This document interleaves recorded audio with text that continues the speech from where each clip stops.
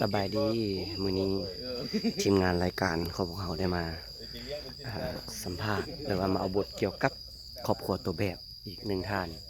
อยู่หลัก52ซึ่งว่าตอนนี้เพิ่นกำลังรอท่าอันผู้ให้ข้อมูลหรือว่าผู้ให้สัมภาษณ์ผู้ที่ว่าอันเลี้ยงงัวเป็นสินค้ากลายเป็นสินค้านอกจากการเลี้ยงงัวแล้วเพิ่นยังมีเลี้ยงปลาเลี้ยงไก่เนาะเลี้ยงหมูอีกเนาะอันนี้เป็นฟาร์มงัวท่านประธานได้เห็นติดตามได้อีกหนึ่งช่องทางก็คือ YouTube Channel ของช่องไอ้บ่าวแสงจันทร์นี่ก็คือแสงจันทร์พาเพลินสามารถติดตามได้อีกหนึ่งช่องทางอากาศค่อนข้างดีมื้อนี้เนาะฝนตกแต่ว่าการรู้สึกดีอากาศดีใกล้ๆกับทงไร่ทงนาแน่สิมีน้องป่ามีฟาร์มไก่มีหมูกับมีงัวผสมผสานไหมล่ะเป็นการผสมผสานอันนี้บ่าวนักข่าวอันนี้มันทีมงานเสื้อฟ้าแล้วมันเป็นเจ้าของ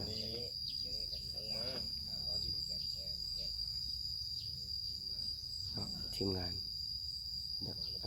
ประธานได้ติดตามรับชมอีกเท่านึงเดี๋ยวสิ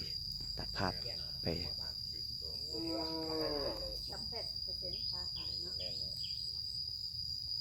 ขายเครื่องแห้งขายพักขายมี ส่วนหญ้าเด้อ ทอดขายแห่งงานบ่ได้อยู่นี่นะ ต้องซ้ายถ่ายส่วนหญ้าได้ส่วนหญ้าส่วนกล้วยเก็บเบิด ทีมงาน หน้าที่พาไปเรียนถ่ายเวลาเขามีจัง ถือว่าหาจิงูตัวเด็กกองมือนี่ โอ้จะได้กองมาก็ยังเพียนโซ่ข้าวให้ปานนี้นะ นั่นแนมเดินมาถ่ายได้ถ่ายกันลองประชุมจะถ่าย อันนี้มันการ กันนะที่คนเว้น ครอบครัวตัวแบบผสมผสานมีทุกสิ่งทุกอย่างกันว่าส่งให้ได้แม่ คือไอ้บ่าวแสงจันทร์ได้เบาไปนะมีฟาร์มงัวมีฟาร์มไก่ฟาร์มหมูนอกจากนั้นก็มีนาเด่นกว้างเนาะมามีโอกาสมาเที่ยวมาอย่างเพิ่นได้เนาะบกไก่อยู่บ้านราคา12บ้านเนี่ยก็บ้านราคา12บ้านราคา12เมืองพนโฮงนะมาเลยเชิญมาท่าน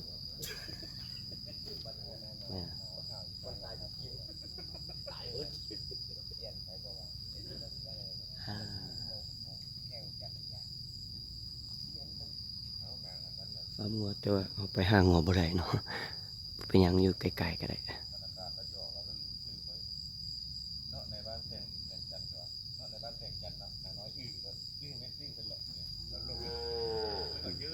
ทีมงานเขาไปเก็บภาพ